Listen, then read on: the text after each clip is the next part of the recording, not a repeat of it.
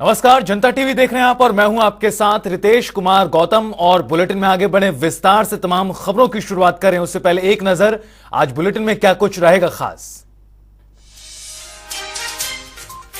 रिश्वत लेने वालों के खिलाफ सख्त प्रशासन, कहां और कितनी ली गई रिश्वत, दिखाएंगे विस्तार से खबर। भारतीय कुश्ती संघ में मचे बवाल पर केंद्रीय खेल मंत्री अनुराग ठाकुर की प्रतिक्रिया आई सामने, इस खबर का देंगे पूरा अपडेट।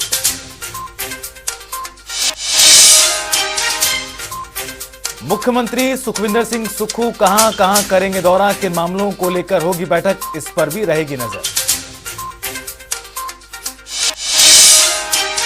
हिमाचल सरकार बारिश बर्फबारी के लिए कितनी तैयार, क्या क्या है इंतजाम, दिखाएंगे पूरी जानकारी।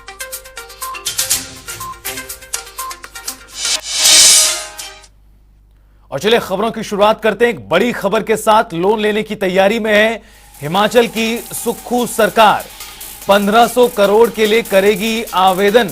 बड़ी जानकारी, पेंशनरों की 11,000 करोड़ देनदारी बाकी है।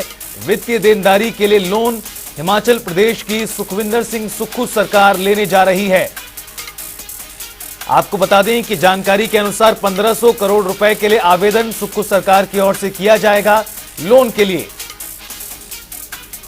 सरकार का मानना है कि कर्मचारी और पेंशनरों को देने के लिए पैसा उसके पास नहीं है और इसको लेकर लोन लेना होगा। और शिमला से हमारे ब्यूरो चीफ विकास शर्मा जी जुड़ गए हैं ज्यादा जानकारी के लिए। विकास शर्मा जी, जिस तरह से जो सुखविंदर सिंह सुक्खू सरकार है, बड़े बड़े दावे जरूर किए गए थे, ओपीएस का मुद्दा हो या फिर अन्य तमाम मुद्दे, लेकिन अब जिस तरह से जानकारी सामने आ रही है और जो खबर है कि सुक्खू सरकार बहुत जल्द लोन लेने की तैयारी में है, 1500 करोड़ रुपए के लिए आवेदन किया जाएगा, क्या कुछ और इससे जुड़ी खबर और अपडेट्स? देखिए, बिल्कुल, क्योंकि हिमाचल प्रदेश एक ऐसा राज्य है, पहाड़ी राज्य है, जो अपने आप में अपनी अलग पहचान तो रखता है, लेकिन वित्तीय मामलों में भी अलग पहचान बना चुका है। वो इसलिए भी क्योंकि देखिए 70,000 करोड़ से ज्यादा का कर्ज हिमाचल प्रदेश के ऊपर है और ऐसे में पूर्व की सरकार के ऊपर लगातार जो सुक्खू सरकार है वो निशाना साधती रही है कि हमें विरासत में जो है ये 75,000 करोड़ के आसपास का कर्ज जो है वो मिला है। ऐसे में अभी जो हाल ही में जो इस सरकार का, मौजूदा सरकार का जो पहला शीतकालीन सत्र जो है धर्मशाला में हुआ था, वहां पर भी एक संशोधन जो है एक एक्ट में वहां पर किया गया। उस विधेयक को लाने का मतलब यही था कि हिमाचल प्रदेश को और वित्तीय संसाधन जुटाने की आवश्यकता है, लिहाजा जो कर्ज है उसे और ज्यादा जो है वो बढ़ सकता है, इसलिए जो कुछ और लोन लेना है उसकी सीमा जो है उसको बढ़ा दिया जाए। ऐसे में सदन ने सहमति अपनी जताई और वहां पर एक संशोधन जो है वो विधेयक में लाया गया, जिसमें 3,000 करोड़ रुपए का जो वित्तीय कर्ज है वो लेने के लिए केंद्र सरकार से ये बात वहां पर रखी गई। ऐसे में अब क्योंकि अब जो सीमा है उसे वहां पर बढ़ा दिया गया, संशोधन जो है वो वहां पर लाया गया विधानसभा में, और उसके बाद अब तैयारी ये की जा रही है कि किस तरह से चरणबद्ध तरीके से केंद्र सरकार से कर्ज जो है वो लिया जाए, ताकि जो संसाधन आगे जुटाने हैं वो तो अलग, लेकिन उसके अलावा जो कर्मचारियों को जिस तरह से डीए देना है, एरियर देना है, ये तमाम जो चीजें हैं ये किस तरह से धरातल पर उतार पाएंगी। जो नए जो सरकार है जो नए नए संसाधनों की बात यहाँ पर कह रही है, या फिर जो खर्च उठाना और पड़ेगा। विकास जी, एक और सवाल, जिस तरह से आपने भी कहा कि पहले लगातार कांग्रेस पार्टी सवाल उठाती थी बीजेपी पर कर्ज के मुद्दे पर, अब कांग्रेस की सरकार कर्ज लेने की तैयारी में है, बीजेपी का क्या स्टैंड है संक्षेप में? देखिए, बिल्कुल बिल्कुल, बीजेपी जो है वो लगातार, अब क्योंकि ऐसा तो कोई मौका नहीं छोड़ना चाहती बीजेपी जिस पर सवाल उठने हो, तो ऐसे में लगातार यही सवाल उठाए जा रहे हैं कि क्या कर्ज की सीमाएं किस तरह से बढ़ाई जा रही हैं। हालांकि ये विधानसभा के भीतर का मामला था और पूरी तरह से सदन की सहमति के साथ 3,000 करोड़ का जो एक संशोधन है वो यहाँ पर लाया गया, लेकिन उसके बाद अब जब कर्ज लेने की बारी आ रही है तो कर्ज, क्योंकि आगे देखिए सबसे बड़ी बात यही है रितेश कि हिमाचल प्रदेश जैसे राज्य में जो वायदे यहाँ पर कांग्रेस पार्टी ने सत्ता में आने से पहले किए थे, चाहे वो महिलाओं को 1500 रुपए देने की बात हो या 300 यूनिट बिजली देने की बात हो, युवाओं को रोजगार देने की बात हो, तमाम ये जो गारंटियां हैं या इसके साथ साथ ओपीएस है, तो इन तमाम चीजों को पूरा करने के लिए जो वायदे हैं इनको पूरा करने के लिए पैसों की आवश्यकता पड़ेगी। और ऐसे में संसाधन वित्तीय बहुत कमजोर है, यहाँ के मंत्री तक कह चुके हैं, मुख्यमंत्री खुद ये बात कह चुके हैं, पूर्व की सरकारें भी ये बात कह चुकी हैं। लेकिन क्या इसके ऊपर अब कर्ज केंद्र सरकार से लिया जाएगा अगर केंद्र सरकार से कर्ज लिया जाता है तो उसकी भरपाई किस तरह से की जाएगी, नए वित्तीय संसाधन जो है कई उसका सवाल है क्या विकास जी। रोडमैप है? अब सवाल ये भी है कि जिस तरह से पहले खुद कांग्रेस की ओर से बड़े बड़े दावे किए गए, लेकिन उन योजनाओं को धरातल पर लाने के लिए पैसों की कमी कहीं ना कहीं साफ तौर पर दिखाई दे रही, और यही वजह है कि लोन लेने की तैयारी में है हिमाचल की सुक्खू सरकार। बहुत बहुत शुक्रिया आपका तमाम जानकारी के लिए। हिमाचल की राजधानी शिमला के डीसी ऑफिस में गुरुवार को विजिलेंस ने रेड की। इस दौरान विजिलेंस ने शिमला वक्फ बोर्ड के स्टेट ऑफिसर सादिक मोहम्मद को रिश्वत लेते हुए पकड़ा। देखिए रिपोर्ट। ये तस्वीरें कमरा नंबर 408 की हैं। वही कमरा नंबर 408 जहां उस वक्त हंगामा मच गया जब विजिलेंस की टीम यहां आ धमकी, और आए भी क्यों ना। शिमला वक्फ बोर्ड के स्टेट ऑफिसर सादिक मोहम्मद रिश्वत जो ले रहे थे। दावे के मुताबिक कुछ लोग से वक्फ बोर्ड की प्रॉपर्टी को रिन्यू करने के लिए तकरीबन 1 लाख रुपए की रिश्वत की बात चल रही थी, जिसकी शिकायत पीड़ितों ने विजिलेंस से की। फिर क्या था? विजिलेंस की टीम दोपहर बाद डीसी ऑफिस पहुंची और आरोपी को रिश्वत लेते रंगे हाथों पकड़ लिया। विजिलेंस के अधिकारियों ने उक्त आरोपी से पूछताछ के लिए डीसी ऑफिस का यही कमरा नंबर 408 हायर किया था। यहां पर आरोपी से पूछताछ की गई। फिलहाल विजिलेंस की टीम आरोपी सादिक मोहम्मद की ज्योग्राफी से लेकर हिस्ट्री खंगालने में जुटा हुआ है। किससे पैसा लिया, किसको पैसा दिया, सबकी सूची तैयार की जाएगी। पूरे मामले पर एसपी विजिलेंस अंजुम आरा ने भी बयान दिया है।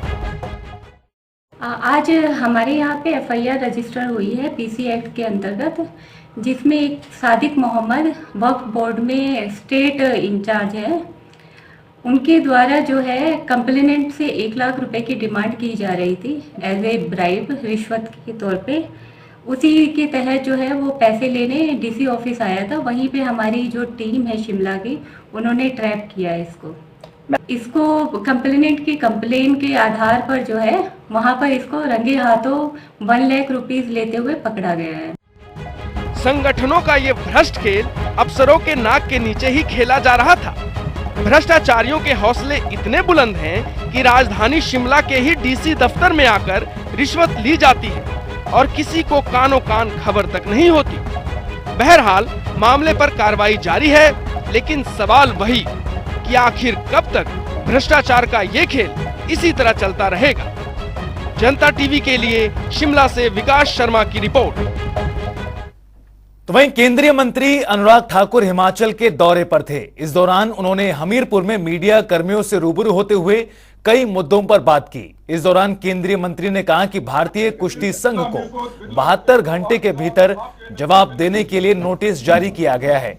मामले में लगे आरोपों को गंभीरता से लिया गया है। कुश्ती संघ के जवाब का इंतजार किया जा रहा है, जो कि जल्द ही आएगा। भारतीय कुश्ती संघ में मचे बवाल पर केंद्रीय खेल मंत्री अनुराग ठाकुर ने क्या कुछ कहा, सुनिए। थोड़ा सा बताना चाहूंगी कि थोड़ा जो हमीरपुर को टीबी मुक्त करने के लिए, लेप्रेसी मुक्त करने के लिए हमने अभियान चलाया है, और हमारा प्रयास रहेगा कि देश के 745 जिलों में हमारा हमीरपुर सबसे आगे आए ताकि उसको टीबी मुक्त भी किया जा सके।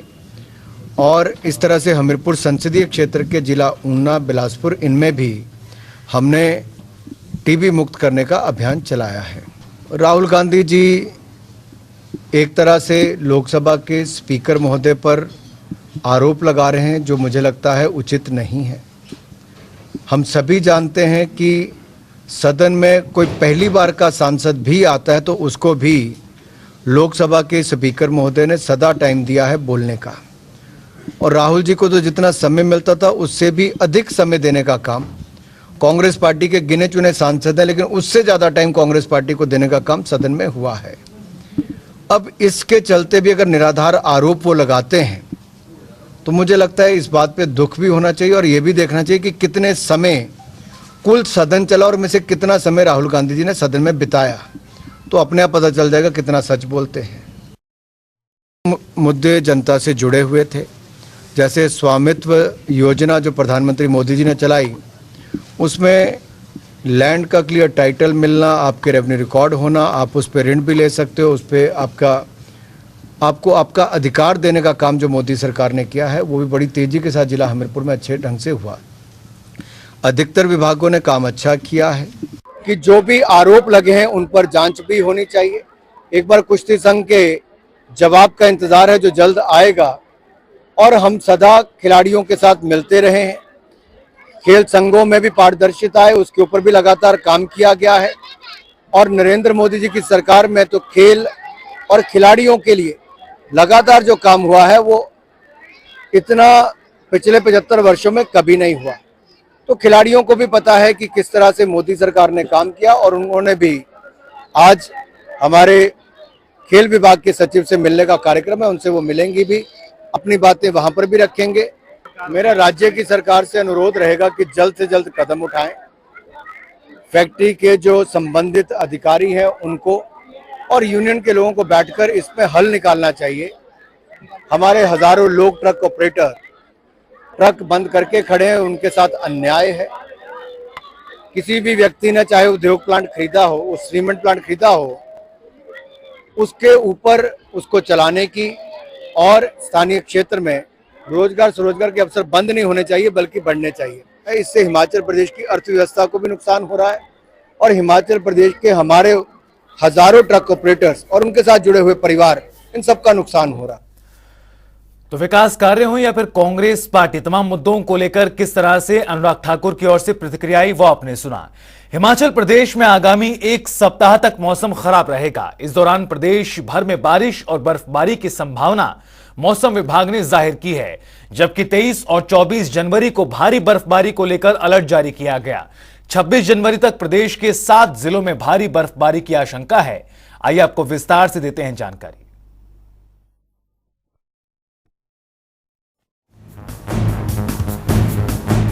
हिमाचल में मौसम करवट बदल रहा है।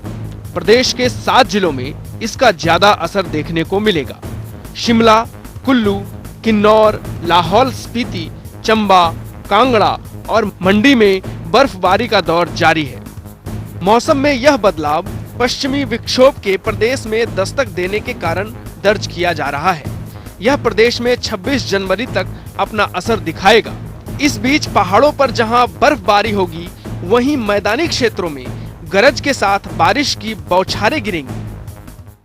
जो भी अलर्ट है, हिमाचल प्रदेश सरकार पूरी तरह तैयार है, और सभी विभागों को पहले ही आदेश दे दिए गए हैं कि जहां जहां बर्फबारी के कारण सड़कें ज़्यादा अवरुद्ध रहती है, उन सड़कों की पहचान करके उनको आदेश दे दिए गए हैं। और निश्चित तौर पर बर्फबारी के बाद जहां भी है सभी रोड को हम खोलने की कोशिश करेंगे। मौसम विभाग ने शिमला, किन्नौर, लाहौल स्पीति, कुल्लू, चंबा, मंडी, कांगड़ा जिला प्रशासन को आवश्यक सेवाओं पर पूरी निगरानी रखने को कहा है। पर्यटकों की सुरक्षा को ध्यान में रखते हुए उन्हें ऐसे क्षेत्र में न जाने की सलाह देने को कहा है जो बर्फबारी के कारण उनके लिए मुश्किलें खड़ी कर सकते हैं। वहीं सरकार ने भी बर्फबारी से निपटने की पूरी तैयारी कर ली है। प्रदेश के निचले इलाके हैं, जैसे मध्यम क्षेत्र के इलाके हैं, वहाँ पे भी हल्का स्नोफॉल और बर्फबारी हो सकती है। तो ये जो बहुत टाइम से ड्राई स्पेल चल रहा था, उससे कुछ रिलीफ तो मिलेगा। और ये जो पश्चिम विक्षोभ अभी का है, ये बहुत स्ट्रांग नहीं है, और आज और कल इसका असर देखने को मिलेगा। उसके बाद फिर 21 और 22 में फिर थोड़ा कम है, ज़्यादा बारिश और बर्फबारी की संभावना नहीं है। लेकिन 23 से 26 और 27 तक एक दूसरा पश्चिम विक्षोभ आ रहा है जो काफ़ी स्ट्रांग है, एक्टिव है। तो उससे जो है पूरे प्रदेश में संभावना है कि उन दिनों में बर्फबारी होगी, बारिश होगी लगभग पूरे प्रदेश में।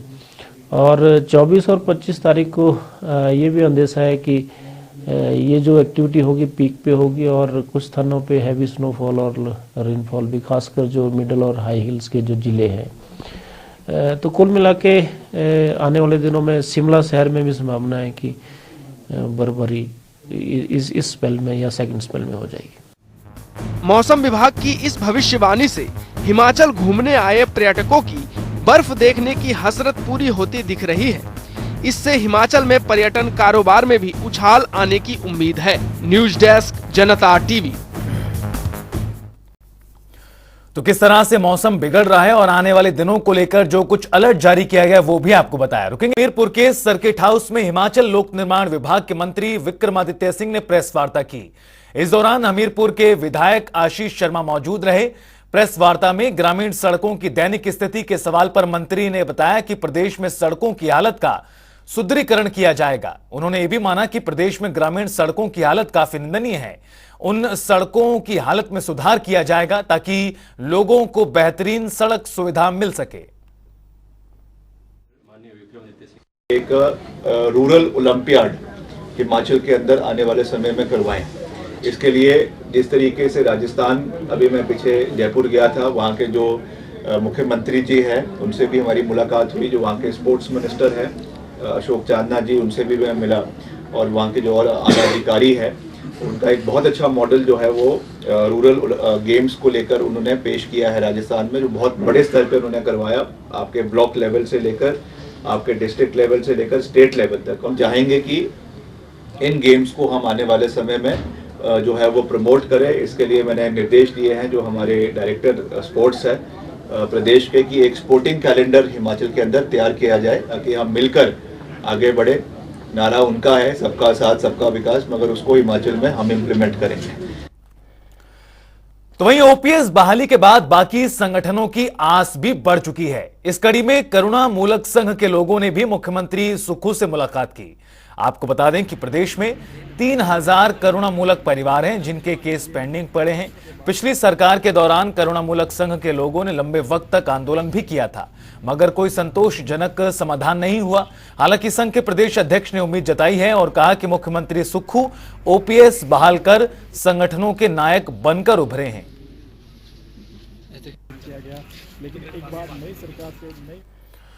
तो वहीं स्वास्थ्य मंत्री कर्नल धनीराम शांडिल ने धर्मशाला के जोनल अस्पताल का निरीक्षण किया और इस दौरान उन्होंने कहा कि प्रदेश की भौगोलिक स्थिति को देखते हुए अब हेली एम्बुलेंस की सुविधा पर फोकस किया जाएगा।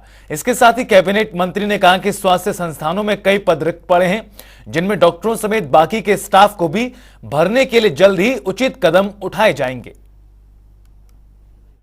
बहुत सी समस्याएं हैं अभी हमारे, खासकर मैं समझता हूं कि जो आखिरी आदमी पंक्ति में होता है और रिमोट एरिया में, उसकी तरफ ध्यान जाना चाहिए।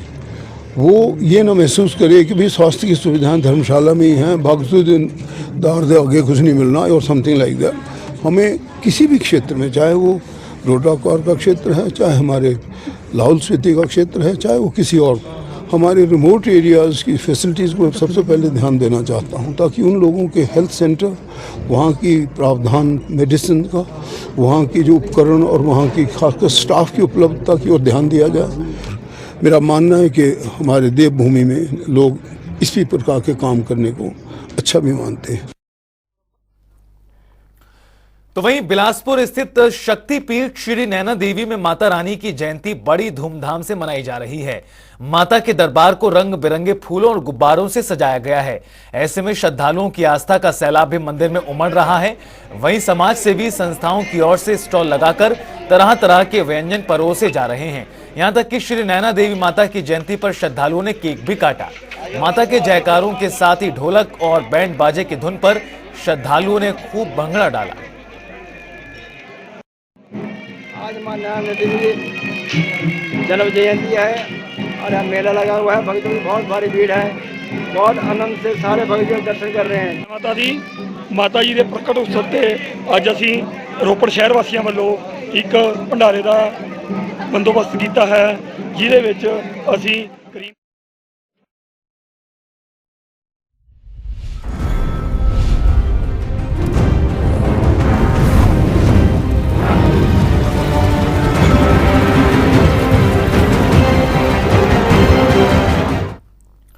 और चलिए रुख करते हैं 12 जिले 12 खबरों का। शिमला में गणतंत्र दिवस की तैयारियां शुरू हो चुकी हैं। उपायुक्त आदित्य नेगी ने बचत भवन में समीक्षा बैठक कर अधिकारियों को जरूरी निर्देश दिए। गौरतलब है कि गणतंत्र दिवस का उत्सव ऐतिहासिक रिज मैदान पर मनाया जाएगा, जहां पर राज्यपाल राजेंद्र विश्वनाथ ध्वजारोहण करेंगे और मुख्यमंत्री सुक्खू भी मौजूद रहेंगे। उपायुक्त आदित्य नेगी ने बताया कि परेड में हिस्सा लेने वाली टुकड़ियों पर भी चर्चा हुई।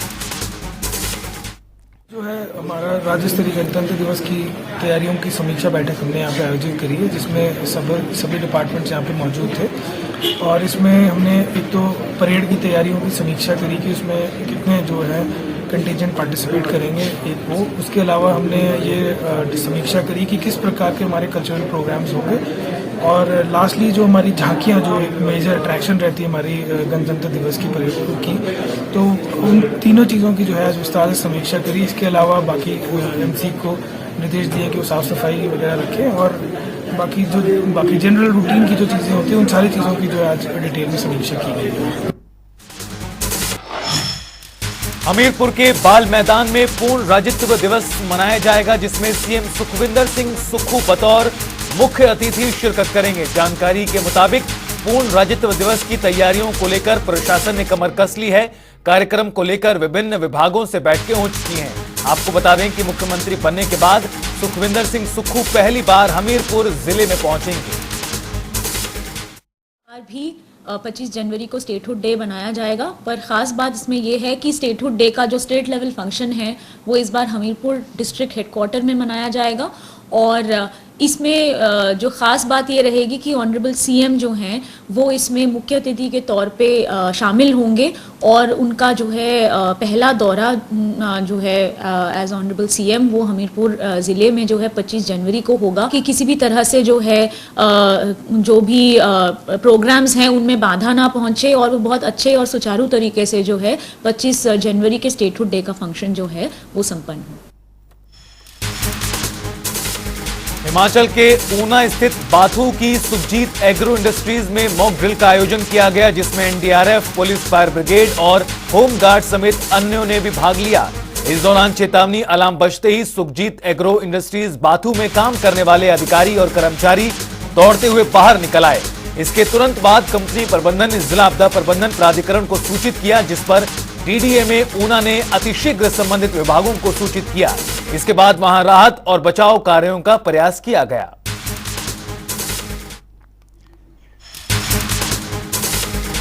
छोटी काशी मंडी में आने वाली महाशिवरात्रि तक अब परंपरा के अनुसार तारा रात्रि से बाबा भूतनाथ पर जलाभिषेक नहीं किया जाएगा। शुक्रवार रात से ही बाबा भूतनाथ पर पूजा अर्चना करने के बाद करीबन 1 माह तक केवल मक्खन का लेप लगाया जाएगा, जिसमें बाबा भोलेनाथ के देश में प्रसिद्ध और ऐतिहासिक मंदिरों में विराजमान रूपों को मक्खन के साथ उकेरा जाएगा।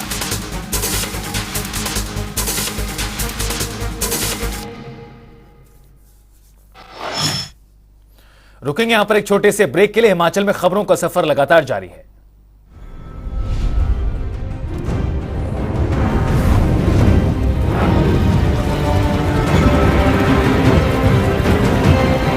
से रुख करते हैं 12 जिले 12 खबरों का।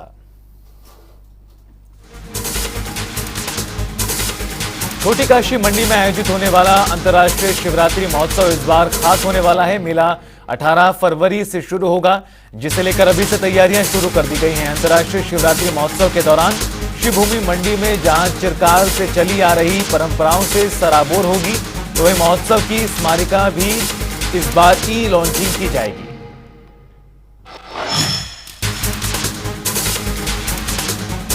नाहन में समग्र शिक्षा अभियान के तहत जिला शिक्षा और प्रशिक्षण संस्थान की ओर से मासिक समीक्षा बैठक का आयोजन किया गया। बैठक की अध्यक्षता जिला कार्यक्रम अधिकारी ऋषिपाल शर्मा ने की। इस बैठक में करीब 1 दर्जन मुद्दों पर चर्चा की गई।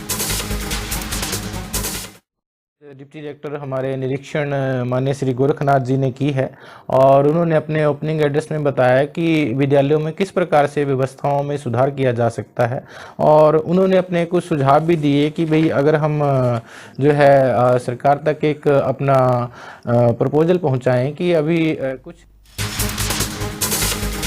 बिलासपुर की एसआईयू टीम को बड़ी सफलता मिली है। टीम ने गश्त के दौरान नशा माफिया पर शिकंजा कसा है, जिससे नशीला पदार्थ भी बरामद किया गया।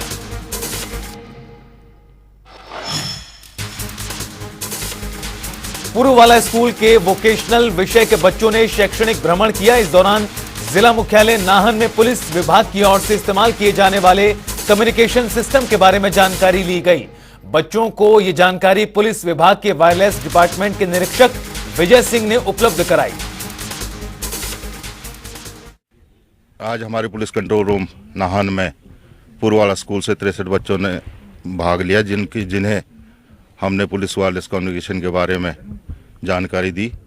जानकारी देने के पश्चात जो है हमने इनके VHF और HF कम्युनिकेशन का पूरे डिटेल में बताया गया तथा प्रैक्टिस भी करवाई गई और जो भी हमारे एंटीने वगैरह यूज़ होते हैं उनके बारे में भी कम्युनिकेशन की जानकारी दी। हम इंडस्ट्रियल विजिट में हम नाहन आए हैं। हमें डिस्ट्रिक्ट सुपरवाइज़र सर ने हमें कॉर्डलेस और वायरलेस टेक्नोलॉजी के बारे में बताया है और हमें ये वोकेशनल एजुकेशन में ये हमें अवसर मिलता है कि हम इसमें 3 विज़िट होते हैं हमारे और 3 इंडस्ट्रियल विज़िट होते हैं, जिसमें हम प्रैक्टिकल काम सीखते हैं और हम डिस्ट्रिक्ट सुपरवाइज़र सर के थैंकफुल है कि उन्होंने हमें इतना ज्ञान दिया। पांवटा साहिब में गरीब और जरूरतमंद लोगों के लिए एक संस्था की मदद से 50 रजाई और 50 गद्दे कंबल जमा किए गए हैं। संस्था के संचालक अनुराग गुप्ता ने बताया कि NRI की मदद से पहले भी जरूरतमंद बच्चों को गर्म स्वेटर दिए गए थे। आजकल सर्दियों का ये बहुत मौसम चल रहा है जिसमें बहुत सर्दी पड़ रही है और हमारे हिमाचल में पहाड़ी एरिया होने के कारण बहुत सर्दी पड़ती है और यहाँ बहुत सारे लोगों के पास बिस्तर भी नहीं है। तो हमारे एक पारिवारिक मित्र है, तो हम उनके बिहाफ पर ये बिस्तर लेकर उनको दे रहे हैं, जो कि वो उन लोगों को देंगे जो कि इस सर्दी के मौसम में ठिठुर रहे हैं और सर्दी से बचाने के लिए ये एक बहुत ही अच्छा काम किया है। तो मैं आपकी संस्था के साथ साथ विशाल खोसला जी का भी बहुत बहुत धन्यवाद करती हूँ, जिन्होंने हमारी ये बात को माना और वहां से उन्होंने फंड भिजवाया, जिसके तहत हमने ये बिस्तर लिए और आज हम आपकी इस खुशियों की जो दुकान है, वो जो आपका एक संस्था है खुशियों का बैंक, उसमें हम ये बिस्तर दे रहे हैं। हिमाचल प्रदेश में शीत मरुस्थल क्षेत्र जिला किन्नौर में राष्ट्रीय स्तरीय आइस स्केटिंग चैंपियनशिप का आयोजन किया जा रहा है। आइस स्केटिंग चैंपियनशिप नाको स्थित 12,000 फीट की ऊंचाई पर बने प्राकृतिक झील पर कराई जाएगी। इस चैंपियनशिप का 30 जनवरी से आगाज होगा और 5 फरवरी तक ये चैंपियनशिप संपन्न होगी। आपको बता दें कि नाको में इस समय माइनस में तापमान है, जहां पर -25 डिग्री तापमान दर्ज किया गया। बताते हुए अति प्रसन्नता हो रही है कि आने वाले आगामी हमारे 30 जैन से लेकर 5 फरवरी तक जिला किन्नौर के नाको में नेशनल लेवल का जो है long track ice skating championship करवाया जा रहा है। ये मेल और फीमेल दोनों के लिए रहेगा। इसमें जो हमारे इंडिया के कोचेस जो आकर हमारे युवाओं को प्रशिक्षण देंगे और ये इस चैंपियनशिप का आयोजन भी करवाया जाएगा। और बहुत इंटरेस्टिंग बात यह है कि पीछे टेक्निकल टीम यहाँ भेजी थी, जिनके रिसर्च में ये पाया गया कि जो हमारा जो आइस क्वालिटी है नाको का, वो जो है वर्ल्ड लेवल चैंपियनशिप के लायक है। ये हम सब जिला किन्नौर के हम सब के लिए ये एक बहुत खुशी की बात है। हिमाचल के कुल्लू जिले के निचले क्षेत्रों में मौसम साफ है और धूप खिली हुई है, लेकिन ऊंचाई वाले क्षेत्रों में रोहतांग पास और अटल टनल के आसपास भारी बर्फबारी हो रही है, जिस कारण अटल टनल के रास्ते में सोलंग नाला से आगे 3 इंच तक बर्फ की परत जम गई है। ऐसे में प्रशासन ने सामान्य वाहनों को अटल टनल के रास्ते आगे जाने से रोकने के आदेश दिए हैं। डीएसपी मनाली हेमचंद वर्मा ने बताया कि भारी बर्फबारी हो रही है, बर्फ की मोटी परत जमी है। सोलंग नाला से आगे सैलानियों को जाने नहीं दिया जाएगा।